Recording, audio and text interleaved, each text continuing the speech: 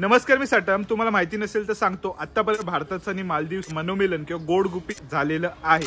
जवळपास 1 वर्षापूर्वी मालदीव आणि भारतामध्ये खटके उडाले होते. कशामुळे हे जग प्रसिद्ध आहे. तुम्हाला माहिती असेल तो वाद नक्की काय होता, तो माहिती नसेल तर जरा गुगल सर्च करा. पण आता मुंबईच्या गणेशोत्सवाची आणि ह्याचं सर्व काय नातं आहे ना, त्याबद्दलचं मी तुम्हाला सांगणार आहे. त्याआधी आगमनाबद्दल माहिती आहे ना तुम्हाला. 10 ऑगस्टला करियोडच्या राजाचा आगमन सोहळा आहे त्याबद्दलचं. तर बघा, आता या व्हिडिओमध्ये दिसतात ना, त्यांचं नाव आहे नताशा. या रशियन महिला आहेत.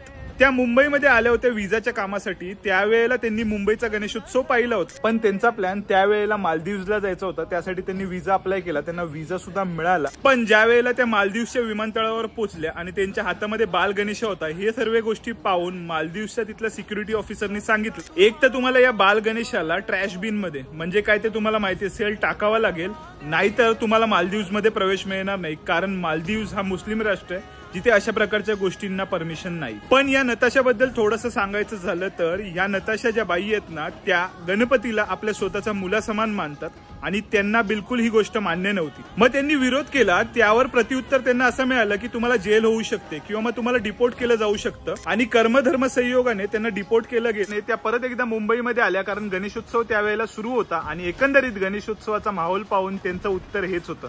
And we back to Mumbai and we celebrate Ganesh birthday here because in India everybody love Ganesha. बाकी चर्चा सुरू असतानाच त्यांना करियोडच्या राजाचं दर्शनाचं आमंत्रण दिलं. त्यांनी ते आदराने स्वीकार केलं. मंडपामध्ये आल्या, दर्शन घेतलं. त्यांचाही आदरातिथ्य आम्ही केला. त्याचबरोबर त्यांचा सत्कारही केला, एकंदरीत त्यांचं सनातनचं कार्य पाहून. पण एकंदरीत मलाही तो प्रश्न पडला होता आणि तुम्हालाही प्रश्न पडला असेल की ही बाई स्वतःला पब्लिसिटी मिळावी म्हणून अशा प्रकारचं स्टंट करते का?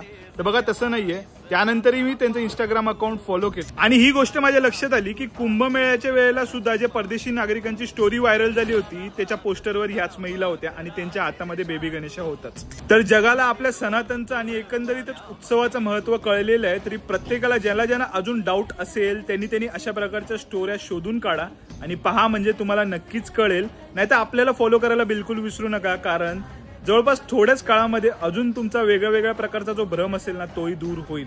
तोपर्यंत कनेक्टेड राहा. बाकी गणपती बाप्पा मोरया, मंगलमूर्ती मोरया आणि टिळक महाराजांचा नेहमीच विजय असो.